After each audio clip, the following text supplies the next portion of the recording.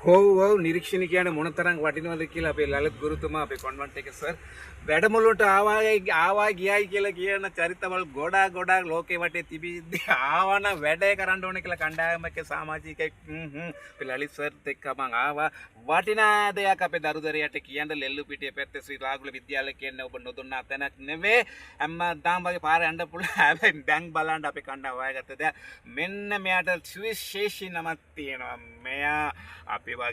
අපි වගේ කඳුළු දාන්න ශාක්‍යයක් කිව්වොත් වටිනවද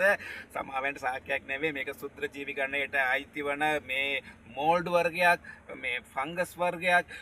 සුශේෂී සුදු පාටට තියෙනවා මෙන්න අපරතර දාවිය අතර තිබ්බ සුදුවේ පොතු අතර තියෙන දෙක ඔයාලට කඳුළු බිඳුරු ලස්සන විද්‍යාත්මක නාමයකුත් මේක තියෙනවා ඔයගොල්ලෝ සර්ච් කරලා බලන්න අපි ෆොටෝ එකක් දාන්නම් ඉතින් කණ්ඩායම් වැඩක් කියන්නේ මේ වගේ විය යුතුයි කියන ඒකම ආදර්ශය සොයා ගැනීම කියන්නේ සුපරිම සොයා ගැනීම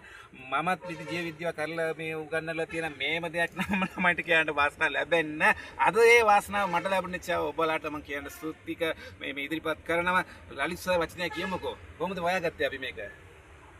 අපේ කණ්ඩායම මෙතන ශාස්ත්‍රීය නිරීක්ෂණය කරනකොට මේ කොටේ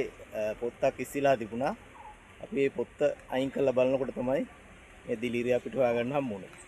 සුවිශේෂී දිලීරියට තමයි කඳුළු දිලීරියේ කඳුළු දානවා කියලා තමයි අපිට සර්ච් කරනකොට තොරතුරු ඩක් හම්බුනේ. ඉතින් පුතාලාත් මේ ගැන උනන්දු දක්වන්න මෙතෙන්ට එන්න රත්නපුරේ මේ ලෙල්ලු පිටිපතේ ඇවිල්ලා මේ ගැන ෆොටෝ එකක් ඔබලාම නිරීක්ෂණය කරලා තවද මේ අධ්‍යයනය කරනවා කියලා ඉල්ලීමකුත් කරනවා. Thank you sir.